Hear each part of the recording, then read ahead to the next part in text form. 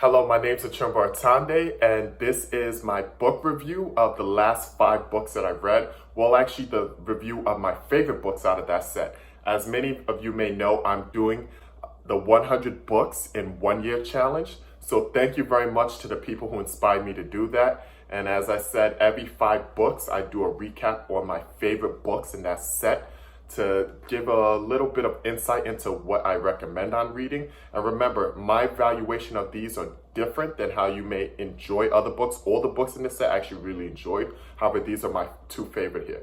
So the books that I read are Linchpin by Seth Godin, The 5-Second Rule by Mel Robbins, Lean In by Sheryl Sandberg, Crossing the Chasm by Geoffrey, The Third Door by Banayan. And so this is books 16 to 20 in my set. I'm going back a bit. I know right now I'm on book 31, but I'm going to shoot all the videos for the last 15 books that I've read today. So my favorite 2 books in this set were The 5-Second Rule by Mel Robbins and Crossing the Chasm by Geoffrey. Now, the reason why they were my favorite books, I'm going to explain. All these books were great. However, I believe the 5-Second Rule is going to have the most impact on me and potentially you as well. That's why it's actually number 1 for me in this set. And then Crossing the Chasm, as many of you know, I have a branding and marketing and digital marketing company.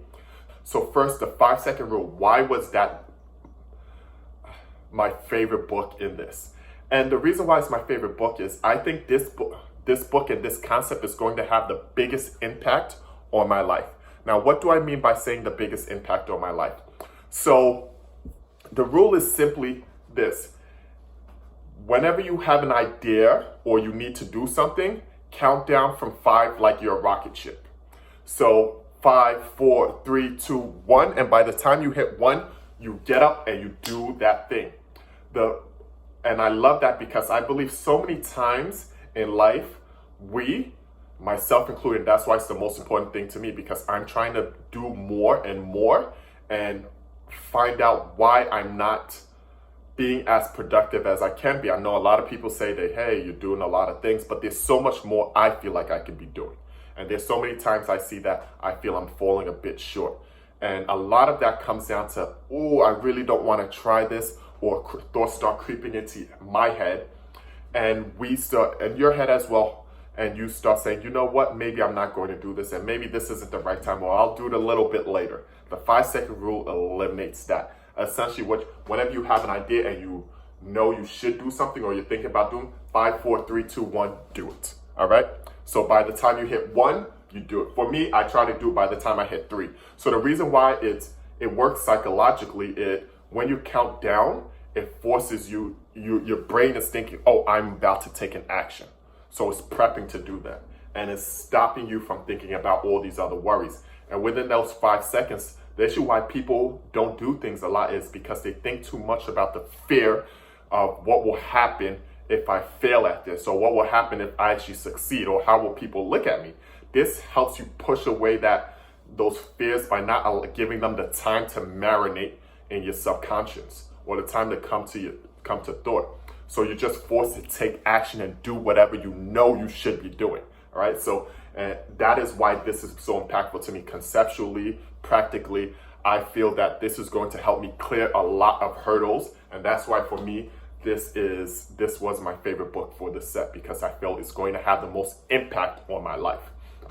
Now, Crossing the Chasm, that's about how to market or get your create products for consumers, really, or to get into the hands of consumers, whoever's your target market, how to really scale up, right? And so as a marketing branding person, this is always a concept that I think of when I'm working with early stage businesses, or with businesses that are developing a new product line and they're trying to push it out, or really any business at all. I'm trying to figure out, where are they in the marketing cycle? Where are they in the chasm? What are they working with? So it comes from this, right? You have different segments of life cycle when you're in marketing. So the first segment are your innovators, right? The people who are willing to test out your product. They're willing to take a leap. They know there might be bugs. They know there may be issues, but they're willing to go with something new, something different, right? After that, you have your early adopters. And those are the people who, they're not innovators, they're not on the front, but they're willing to, after the innovators gone, they're willing to also try it out, right? So they follow them up. They follow them up and they're willing to try it out. Then after that, you start really going up the curve and you get your early majority. So that's a large chunk of the marketplace where you're really scaling up and people are, and a broader audience is starting to buy or interact with your product or service, all right? Then you have your late adopters. Those are people who are late to the party, but this is the biggest segment of this is early adopters and late adopters. This is really how you scale and start hitting exponential profits as you get into these hands. And then finally, you have your laggards. Now, for those, some of you may know, let's think about it. When you started seeing iPhones and iPads in your grandma's hands, right? Technology was different. They didn't want to play with something new, have to learn something new. They want to make sure it's super safe. And sometimes they wait to the point where they have to use it. And really the point in understanding these different segments is you're going to understand how to speak and when to speak to different people during this life cycle of the business. And really, you can't jump channels, right? You don't jump to laggards. That's probably the worst thing you can do, because laggards are not going to get on board until it's absolutely necessary, meaning they can't avoid it and they know it's safe. So they have to see, okay, all these other people tried it, it's working for them. I totally trust it, things like that. They really want to know it's safe. So you don't want to pick the wrong part, or you're going to lose a lot of marketing money, a lot of time focusing on the wrong target population, all right? So with that said, the reason why this book was so important for me, it really helped me crystallize even more of my ideas and put in some plans that I can use for my clients in terms of this is exactly why we're going to do this, and that, because and this really helped me dive deeper and crystallize my knowledge on that. So that's why I was really happy with the book. So anybody who's doing marketing, branding, or if you run a company in general, I think reading this book is going to really help you understand product development more. It's going to help you understand marketing and branding more.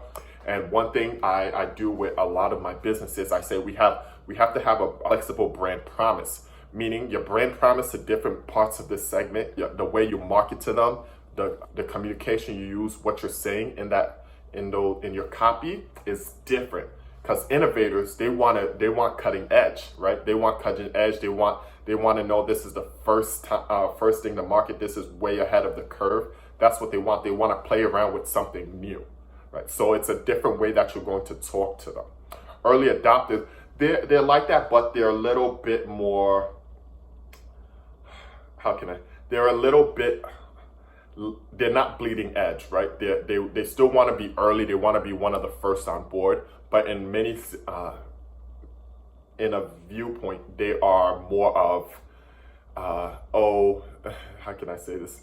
They are more of, I'm trying this out because I already know it works. Something like that. Now, with that said, please, I'm doing this, I'm getting a lot of great messages, people saying that they are really enjoying it and it's inspiring them to do their own 100-book challenge. It's a blessing whenever I see those messages. So thank you, please sending them. And do you have any more recommendations on books you think I should read? I'm going to leave a list below of all the books I've read so far and some more of the books that I plan to read. Maybe I'll have a list of the books I plan to read. But as you'll see, I will be posting 2 more today. I'm going to create 2 more, maybe not posting 2 more today. The books 21 through 25 and then books 26 through 30. All right. So stay tuned and please feel free to connect with me. I travel a lot because I love meeting new people. It's for business, but I love meeting new people, love interacting with different people. So right now, while everybody's on lockdown and we're not traveling, we're not getting out, please connect with me if you see this video and feel free to connect and send me a message or something. Let's stay in touch. Let's set up a Zoom call, anything. All right, have a great day. God bless. It's different because innovators, they want cutting edge.